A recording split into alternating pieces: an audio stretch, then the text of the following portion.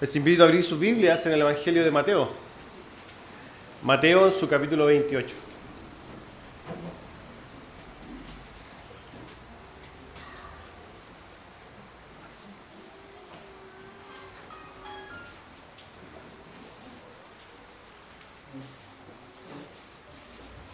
Vamos a estar leyendo Mateo capítulo 28, versículos 19 y versículo 20.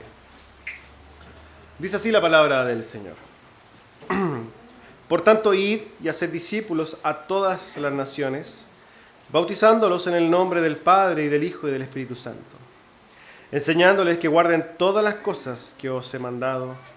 Y aquí yo estoy con vosotros todos los días, hasta el fin del mundo. Amén. Tome asiento, hermano.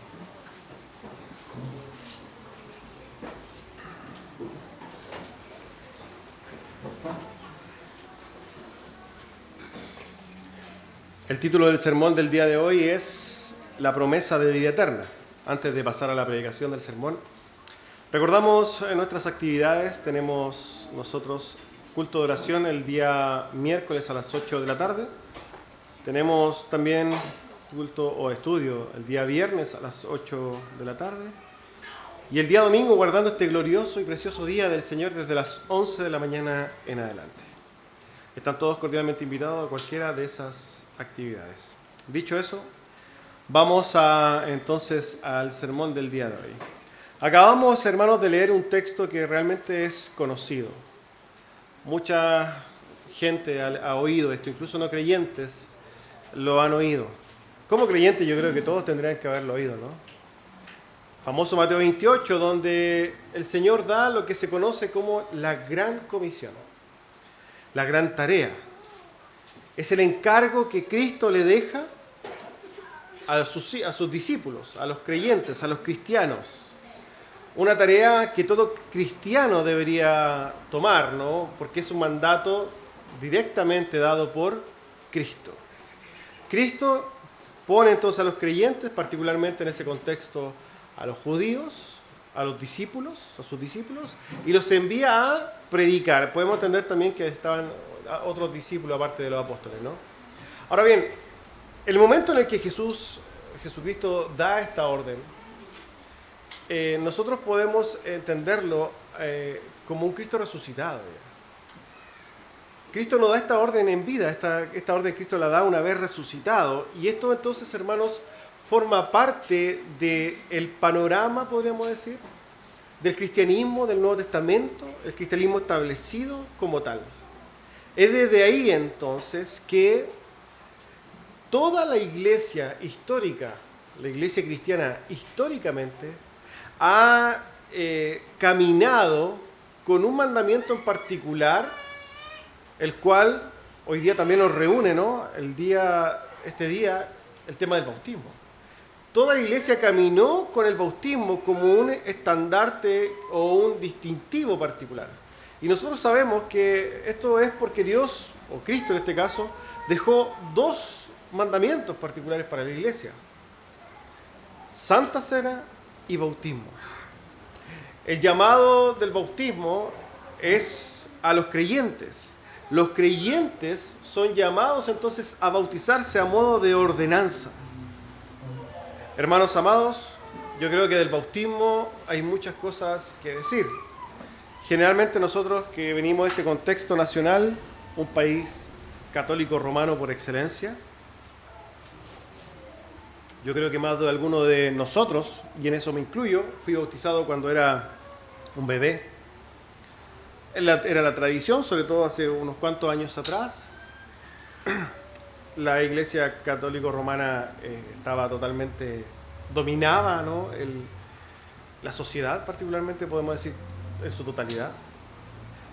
Y claramente, como tradición, se lleva a los niños a bautizarse. Es algo que lamentablemente, hermanos, se hace sin meditar mucho. Ese es un verdadero problema. Porque si podríamos decir algo en particular del bautismo, es que el bautismo es algo realmente importante, solemne, glorioso. Ahora bien, cuando nosotros vamos a la Escritura para poder entender un poquito el bautismo, muy probablemente relacionemos, inmediatamente se nos venga a la cabeza este personaje llamado Juan el Bautista. Yo creo que mucha también gente lo conoce, ¿no? Juan el Bautista se describe en el tiempo de Jesús como un hombre que bautizaba a las personas en el Jordán. Esto a nosotros quizás nos da a entender algo, y es que el bautismo no nace con Cristo. Jesucristo no es quien impone el bautismo como tal. Esto es algo que Cristo le da un sentido nuevo, podríamos decir. Un sentido, podríamos decir, eterno para la iglesia, un sentido nuevo. ¿Por qué? Porque los judíos, particularmente desde el tiempo de Moisés, ya empezaron a practicar el tema de los bautismos. El bautismo simbolizaba limpieza. De hecho, los sacerdotes tenían que lavarse antes de hacer todas sus ceremonias ante la presencia de Dios. De ahí en adelante el bautismo tomó esta forma, ¿no? Yo me limpio para acercarme a Dios. Un simbolismo. Sabemos que un bautismo no limpia los pecados. Ahora, Jesucristo entonces le da un nuevo entendimiento y establece una nueva forma de entender el bautismo para la iglesia del Nuevo Testamento. ¿Qué hacemos hoy día? ¿Y qué vemos hoy día? Que la iglesia sí habla del bautismo. ¿Y qué es lo que hace la iglesia evangélica? Generalmente la iglesia evangélica hoy día utiliza un día, ¿no? Un día para arrendar una piscina, irse de paseo donde se hace un bautismo. Y quizás no es un problema, si una iglesia tiene las condiciones de hacerlo bien. El problema nace cuando en esos momentos se invita a cualquier persona a bautizarse. ¿Y eso por qué? Hermanos, hablar del bautismo es algo que se tiene que entender correctamente. Mucha gente tiene pensamientos respecto al bautismo. Yo he oído que personas dicen que si uno no se bautiza no puede ser salvo. O sea, básicamente el bautismo es una obra que hacer para salvación, siendo que la Escritura dice que, hermanos, la salvación no es por obras, para que nadie se gloríe, es por gracia. Otras personas dicen que si tú no te bautizas solamente en el nombre de Jesucristo, entonces tú también estás condenado.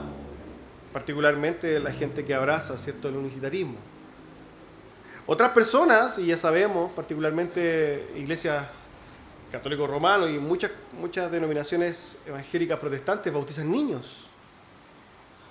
Y dan por dado, ¿no?, esta ordenanza, siendo que la Escritura claramente establece que el bautismo es para creyentes.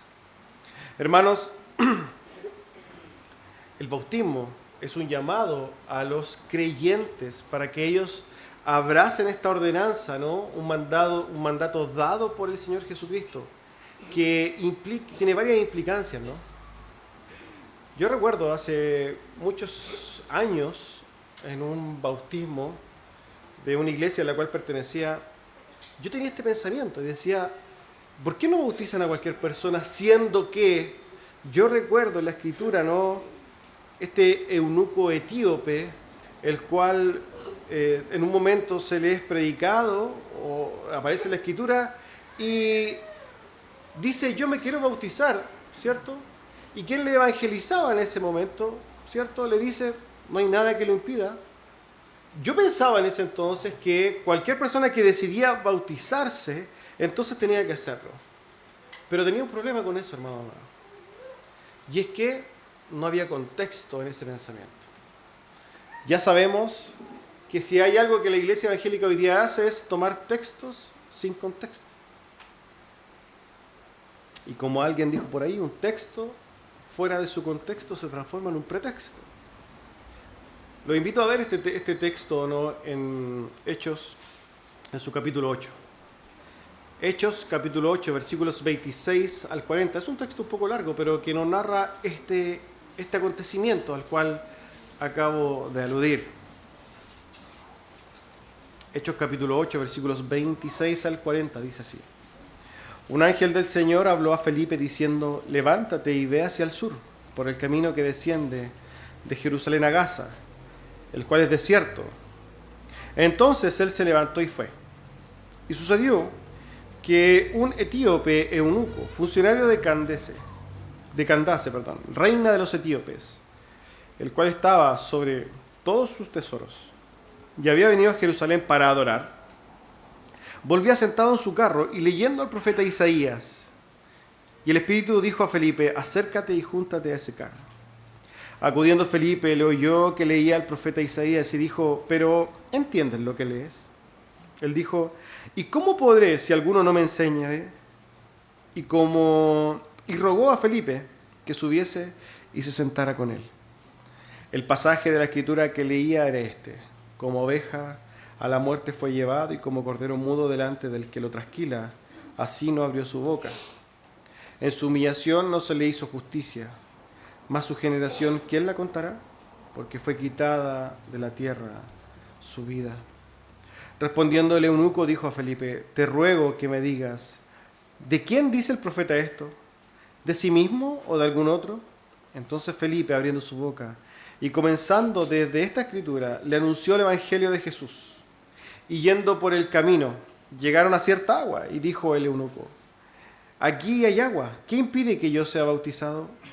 Felipe dijo, si crees de todo corazón, bien puedes. Y respondiendo dijo, creo que Jesucristo es el Hijo de Dios. Y mandó parar el carro, y descendieron ambos al agua, Felipe y el eunuco, y le bautizó. Ahora bien, este es el texto. Ahora, cuando nosotros empezamos a profundizar en este texto, vamos a darnos cuenta de varios detalles que aparecen, que quizás están dichos, hay que interpretarlos, ¿no? Hay que deducirlos, pero al momento de ir quizás diciéndolo, usted se va a dar cuenta de que efectivamente está ahí claramente establecido. Lo primero que vemos es que Dios envía a Felipe a predicarle, ¿cierto?, justamente a este eunuco etíope. Es Dios, en este caso, que muestra su misericordia con el eunuco, ¿no?, el cual estaba muy lejos de Felipe. Y Dios, que ve al eunuco etíope, llama a uno de sus siervos. ¿Por qué? Porque Dios tenía determinada la salvación para el eunuco. Entonces llama a uno de sus siervos, Felipe, y le dice, anda porque tengo un propósito particular con este hombre, anda a predicarle. Dios, quien orquesta, ¿cierto?, y en su soberanía determina todas las cosas, tenía claro lo que iba a hacer con el eunuco etíope y tomó a alguien de la iglesia para ir a hablar con este hombre. Eso es lo primero que podemos deducir. Dios siendo, podríamos decir, protagonista o autor intelectual, por lo menos, de la salvación de este eunuco etíope. En segundo lugar, vemos que el eunuco etíope no iba caminando como nada. El eunuco etíope iba leyendo las escrituras del Antiguo Testamento, siendo que él era etíope, pero él estaba en la región de Gaza, él estaba ahí, ¿cierto?, cerca en Israel, básicamente. ¿Qué hacía ese hombre ahí? ¿Qué hacía ese hombre ahí? Bueno, lo que podemos y lo que todo el mundo podría deducir es que el eunuco etíope era un prosélito judío. Alguien quizás no sabe lo que es un prosélito judío, pero es básicamente un extranjero que había abrazado la religión judía. Este hombre entonces, que era extranjero, etíope, estaba por la región de Israel porque junto como él había abrazado la religión judía, él iba a adorar a ese lugar muy probablemente. Otros podrían decir que iba como alguien comisionado por la princesa etíope. El punto es que él iba leyendo las escrituras del Antiguo Testamento y nadie se acercaba a leer la escritura a no ser que realmente estuviera teniendo un acercamiento a la fe judía. Eso es lo segundo que podemos ver claramente ahí. Lo tercero es que el eunuco estaba leyendo las escrituras, pero no las entendía. ¿Qué había en el corazón del eunuco? Justamente la intención de entender las escrituras. Estoy seguro que muchas de las personas que están acá se acercan a las escrituras y no entienden. No entienden nada de lo que dice ahí. Y quizás la misma pregunta que se le hizo al eunuco etíope es una pregunta que podríamos hacer. ¿Entiendes lo que lees? Ahora, lo que hay en el corazón del eunuco etíope, que es particular, es humildad. Muy diferente a lo que vemos en las personas cuando les decimos, ¿entienden lo que lees? Generalmente a la persona que le preguntamos esto dice, no, sí entiendo, a pesar de que no entiende. O dice, no entiendo, pero no me importa. El eunuco etíope mostró su corazón diciendo, ¿quién me puede enseñar a hacerlo? ¿Cómo yo voy a entenderlo si realmente nadie me enseña? Ahora, vemos que en cuarto punto, Felipe toma entonces esta oportunidad para predicarle el evangelio a Él. De esto podemos decir algunas cosas. En primer lugar, hermanos, es que claramente, como dice toda la Escritura, nadie se puede convertir si es que no se le predica el Evangelio. No hay conversión sin predicación del Evangelio. Es que yo tuve un sueño, es que yo... No. La predicación del Evangelio es crucial, necesaria para que alguien se convierta. Ahora alguien la puede leer en la Escritura y hacer la obra de Dios y obviamente leer el Evangelio puede ser. Pero Dios aquí particularmente usa a sus hijos para ir a predicar el Evangelio. Y por medio de eso las personas llegan a la salvación. Ahora, eso es lo que hizo Felipe y lo que dice el texto. Él empezó entonces a explicar las Escrituras, particularmente ahí estaba leyendo Isaías 53, uno de los textos más insignes del cristianismo, donde se narra claramente la muerte de Jesucristo. El eunuco pregunta de quién habla, del mismo del profeta, y ya sabemos que Felipe le estaba diciendo, le va a enseñar ahí, que ese texto habla de Jesucristo, que murió en la cruz, ¿cierto?, sin abrir su boca. Fue como cordero que va al matadero. Cristo murió de esa manera. Ahora bien, ya sabemos entonces que cuando Felipe le predica al eunuco, el eunuco etíope entonces obtiene y es salvo, o sea, es derramada la gracia sobre él. Él entonces cree en el Evangelio y él de su corazón le nace el ser bautizado. Ya también entendemos, podemos inferir que cuando Felipe le predica, no solamente le predica el arrepentimiento, la fe, sino que le dice que tiene que bautizarse. Cuando el eunuco entonces, como quinto punto, ve el agua, él dice, yo quiero bautizarme. Ahora, nosotros podemos entender, hermanos, que aquí encontramos una cosa muy particular, y es que y esto es lo que básicamente nos va a enseñar por qué lamentablemente hoy día se entiende muy mal el bautismo, y es justamente las implicancias de la decisión del eunuco. El eunuco etíope, hermanos amados, al momento de decidir bautizarse, lo que estaba haciendo era firmar una sentencia a muerte. En el texto suena muy trivial, suena muy suave, ¿no? Muy liviano, muy, podríamos decir, natural el hecho de que el eunuco etíope se quisiera bautizar, hermanos amados, pero para el contexto en el que sucede esto, bautizarse era algo muy, pero muy peligroso.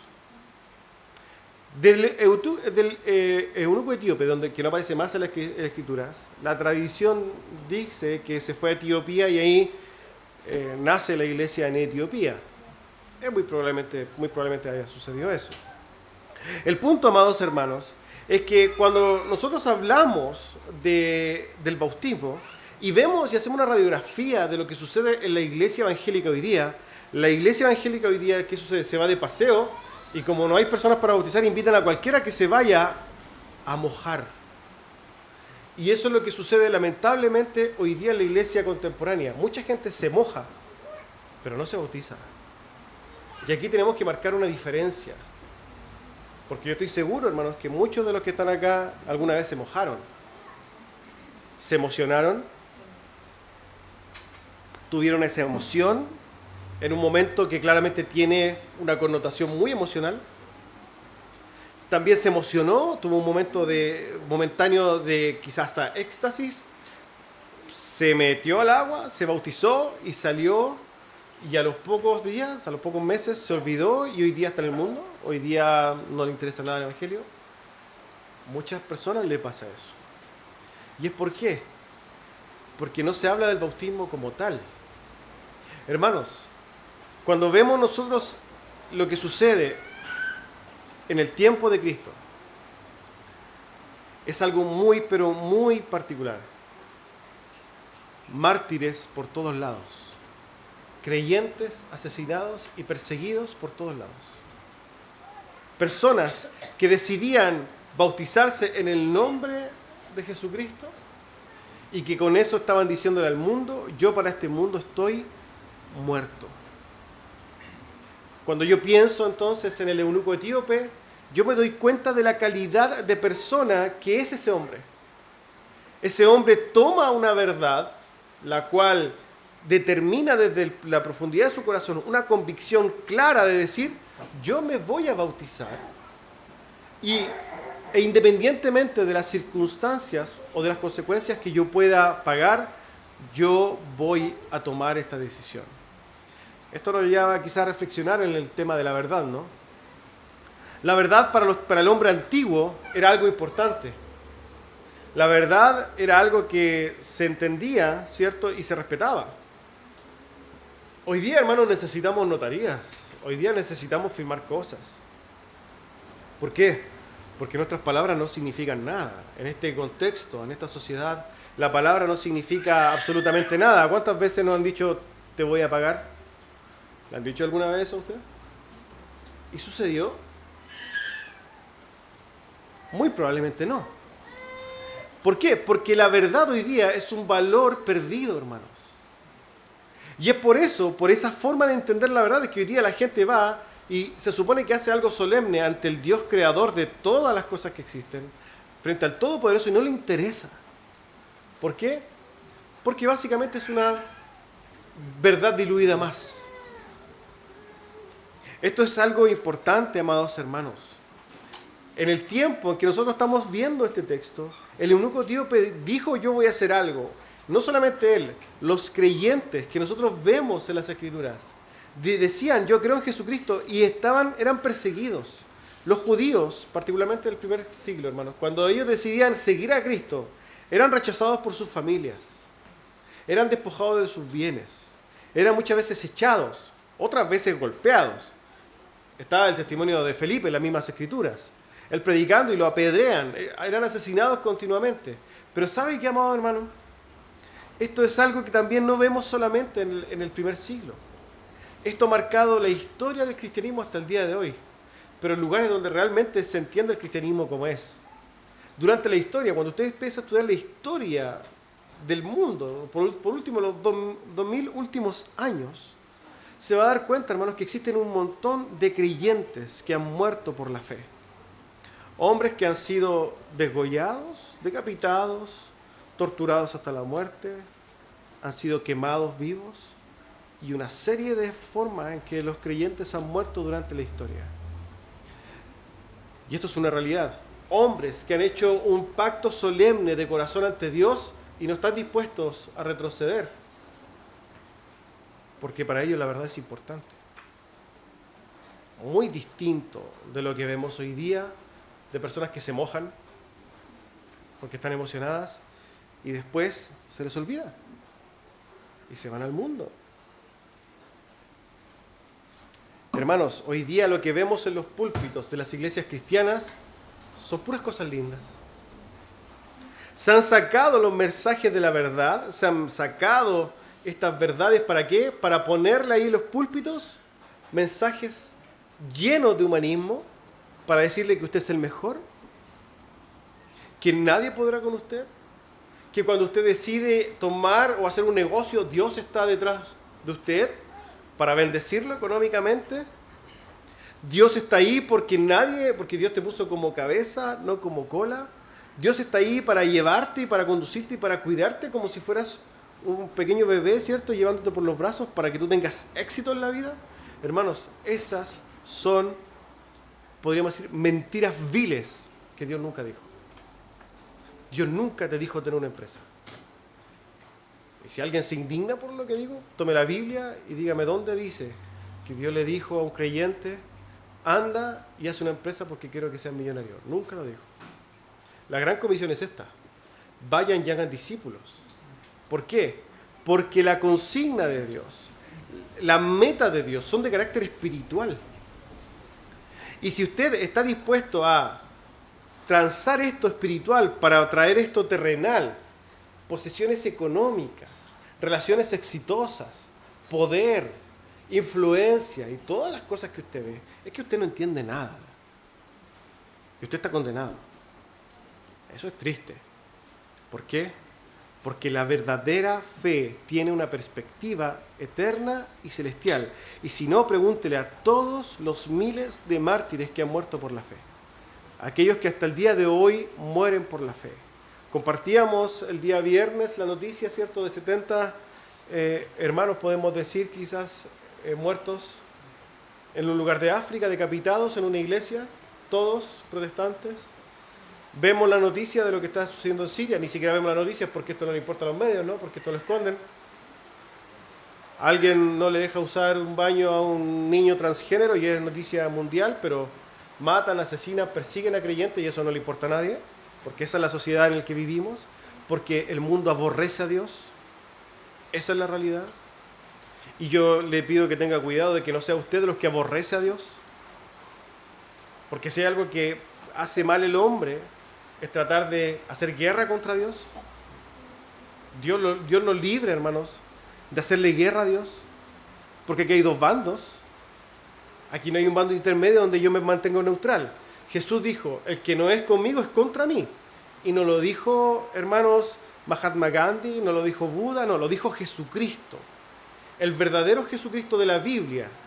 No ese Jesús que aparece, ¿cierto?, con sus manos extendidas y lleno de risa diciéndote ven porque te amo. No, lo dijo el verdadero Jesús. O tú eres conmigo o tú estás en contra de mí.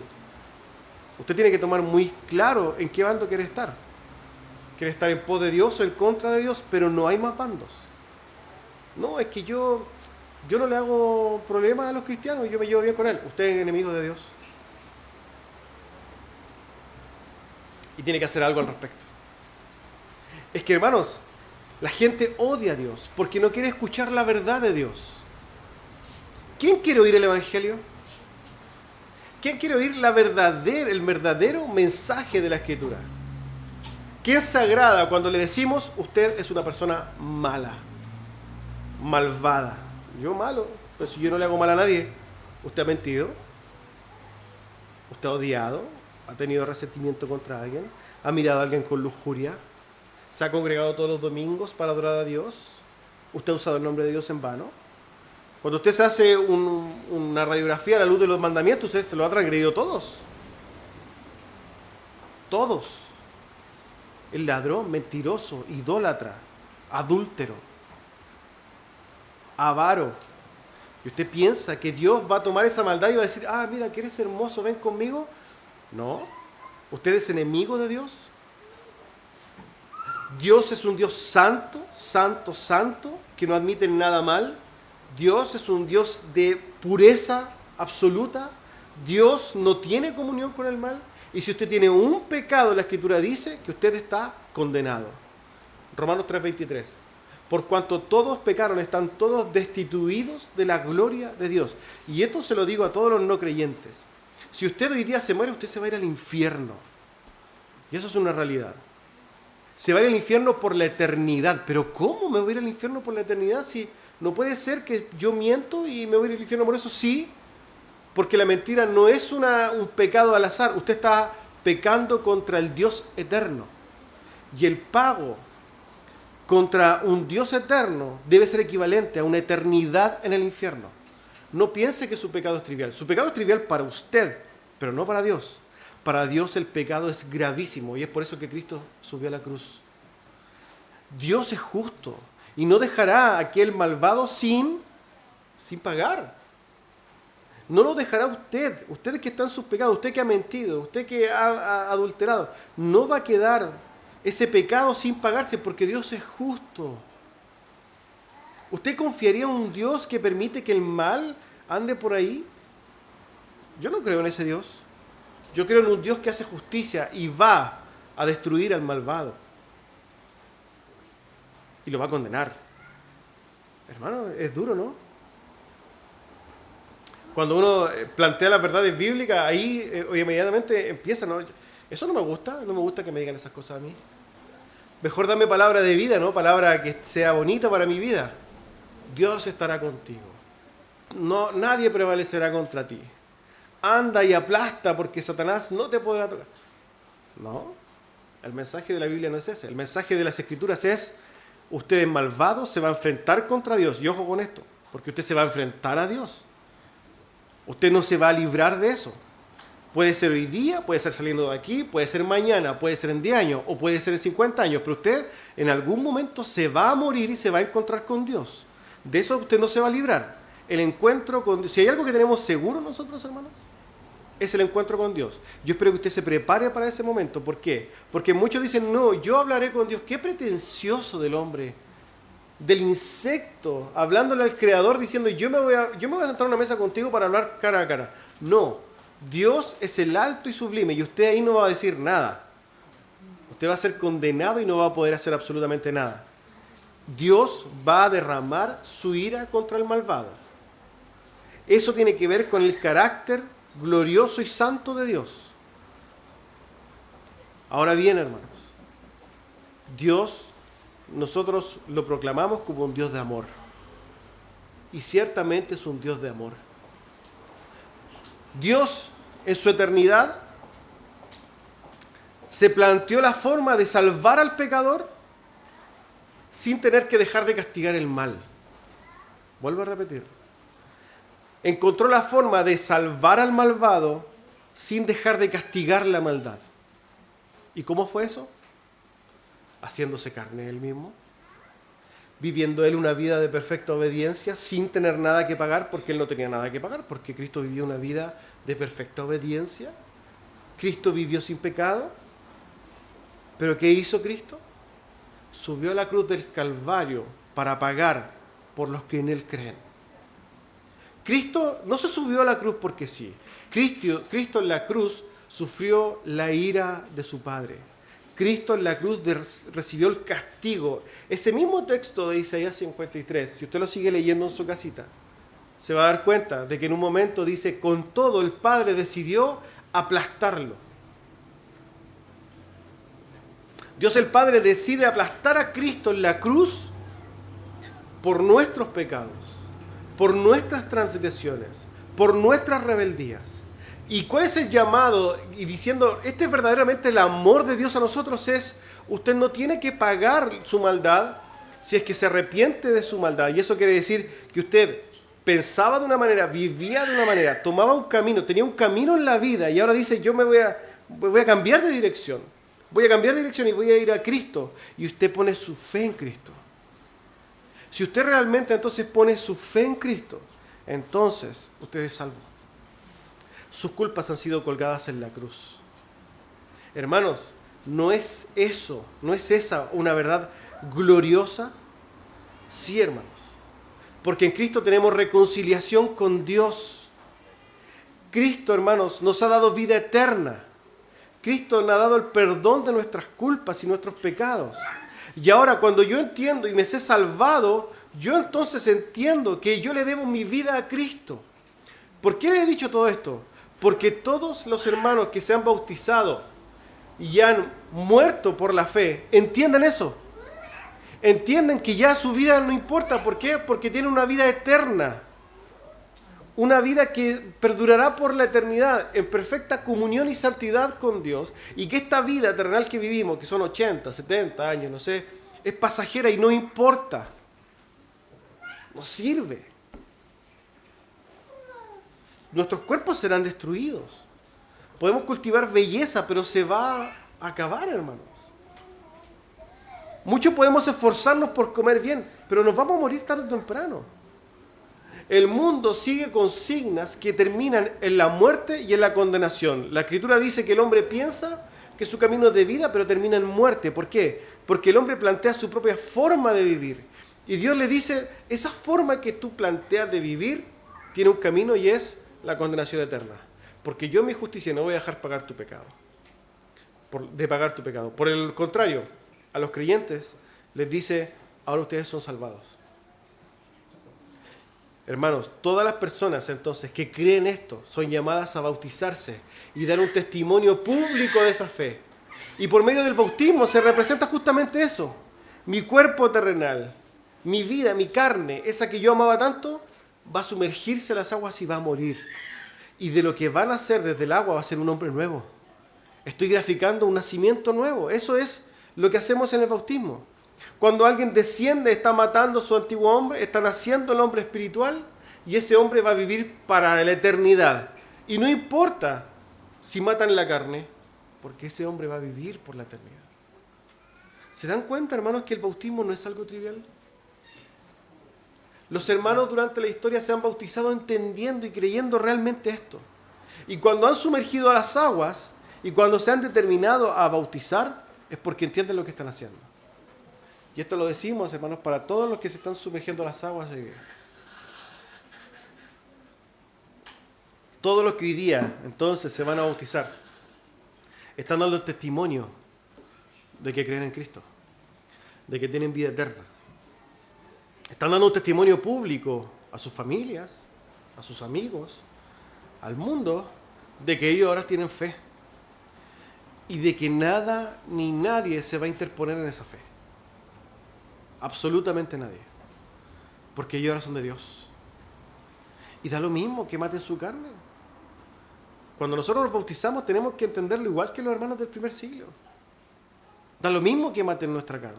Porque nosotros somos de Dios. Jesucristo en un momento dijo, no teman al que mata la carne.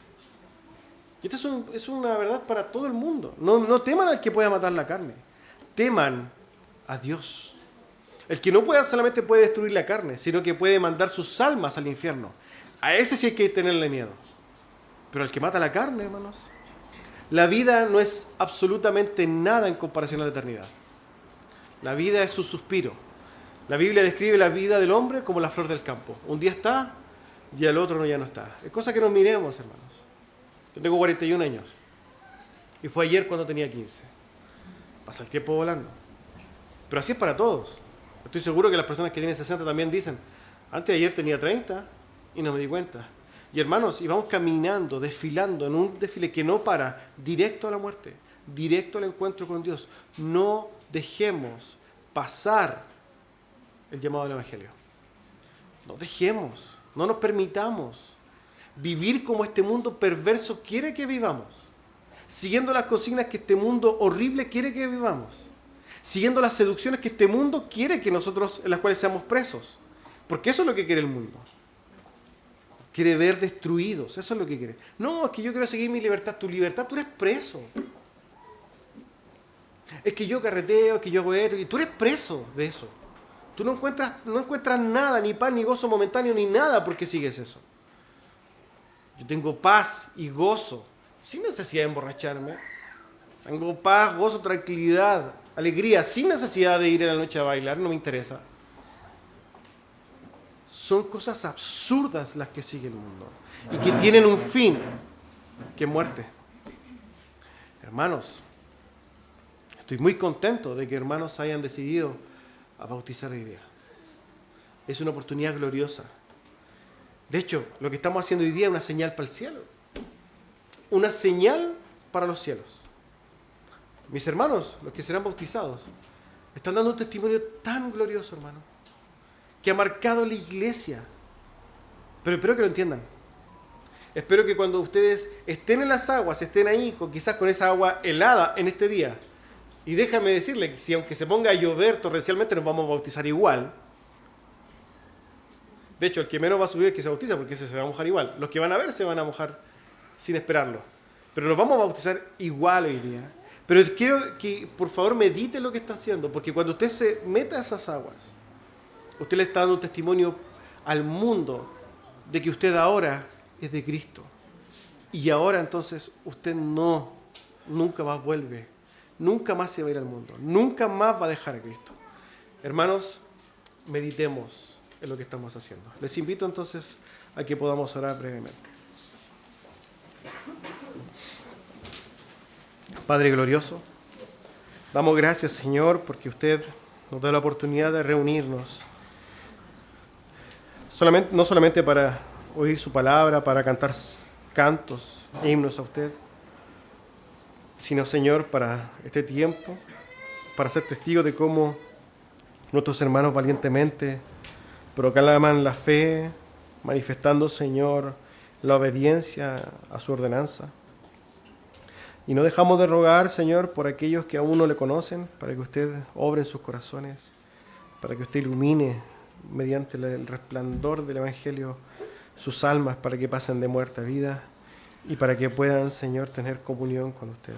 Le damos gracias en el nombre de Jesús. Amén.